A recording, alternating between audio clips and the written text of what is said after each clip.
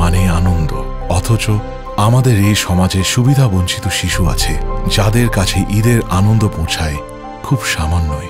Atom তাই উদ্যোগী হয় তাদের কাছে ঈদের আনন্দ পৌঁছে দিতে।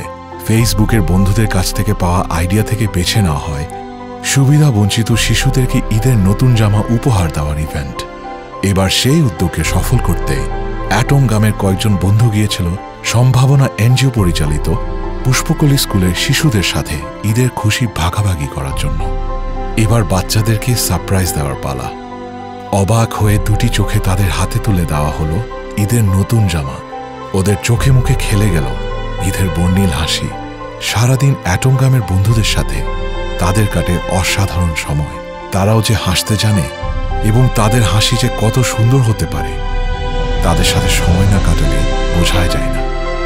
সুবিধা বঞ্চিত শিশুদের মুখে হাসি ফোটানোর এমন ইভেন্টের আয়োজন করতে পেরে অ্যাটম পরিবার গর্বিত। আসুন আমরা সবাই মিলে আওয়াজ তুলি ঈদের খুশি ভাগাভাগি করার জন্য। সবাইকে সাথে নিয়ে ঈদ হয়ে উঠুক আরো আনন্দময়। সবাইকে ঈদ মুবারক।